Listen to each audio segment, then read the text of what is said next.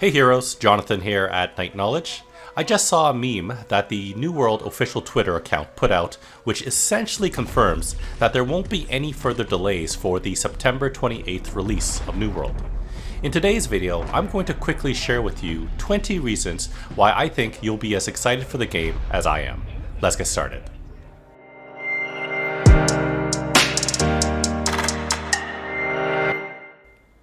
Number 1. Ambient Sounds. When you go through bushes, you'll hear the actual sound of that happening. Basically, there are some real immersive sounds in the game. Number 2. Fishing is fun. Before my zombie passion, MMOs was my go-to genre of PC game, and I never really enjoyed fishing in any of them. But for some reason though, the mini-game of fishing in New World is realistic with the growing tension of the line when you reel in your catch. Fishing is both rewarding, giving you the opportunity to earn normal resources like wood and ore, but also many rare rewards and even chests. At the same time though, I don't feel pressured that I'll be at a disadvantage if I don't spend my time fishing. Number 3. Gathering is therapeutic. Going back to ambient sounds, the sounds of mining a node of metal or chopping down trees is definitely soothing. And unlike other games, nodes are everywhere and plentiful.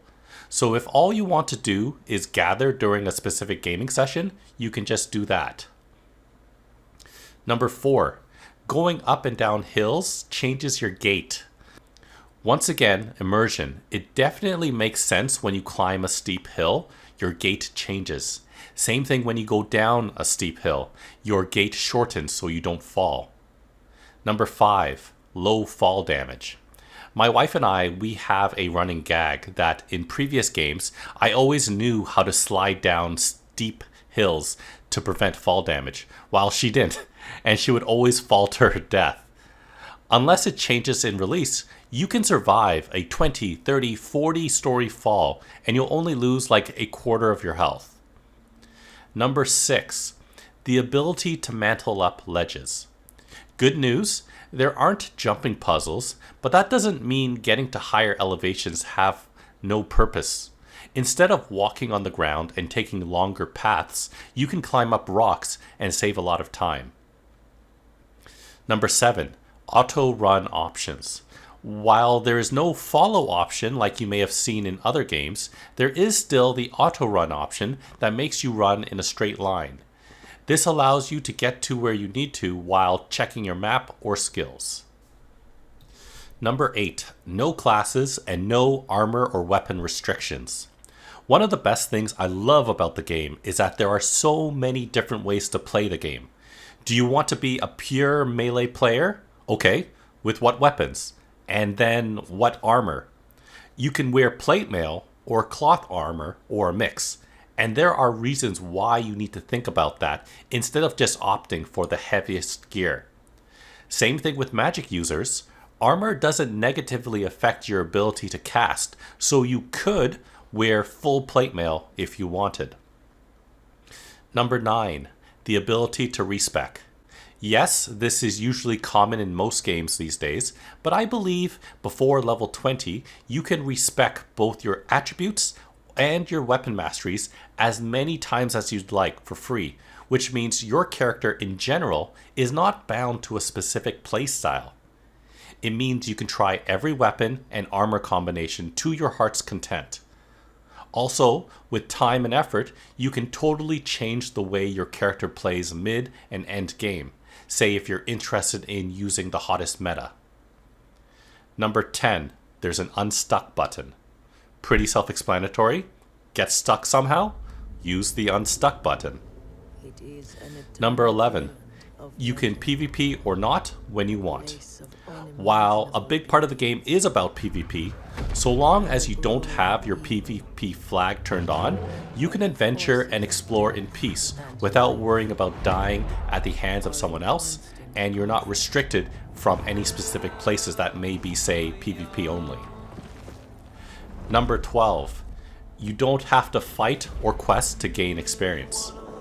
I think I've said this in a previous New World video, but fighting and questing isn't the only way to level up in the game. Crafting and gathering both earns you experience, as does picking up lore books and exploring new areas. I personally love exploring, and I'm glad I'll be rewarded for that. Number 13, you can make unique gear for specific purposes. Speaking of crafting, you can add special resources to gear that you're crafting to add attribute stats or skill passives to suit your playstyle. This means you'll have a better idea of what you're making instead of just relying on pure chance. Number 14, things make sense, like finding food at farms. One of the things I'm planning on doing is focusing on cooking skill in New World, and to have the resources, I'm going to be spending the majority of my time in farm locations where there are crops that can be harvested. I will also be on the lookout for herbs in fields, as they'll have spices that I'll need as well. Many people will be on the lookout for iron for the many important uses, and where best to find them but a mine or a cave. Number 15. You can help non-partied players and still earn experience and rewards. There is absolutely nothing wrong in New World to help another non-partied player with defeating an enemy. There's no kill stealing, and you'll earn experience and rewards whether or not you get the last hit. Number 16. The UI is good. Obviously, it would have helped if I showed it, but take my word for it, I really enjoy the user interface of New World. I like how I can pin and unpin quests from the map screen, or how I can choose from a plethora of options when interacting with inventory items or a player. I also like the look of the inventory bag screen and how you can quickly move items from the same category, quickly moving from your bag to your storage and vice versa. Number 17. No monthly subscription. It always hurt when a new game came out and you were paying for a subscription for another game. You felt pressure to play, but now you won't. Need to have a break from New World?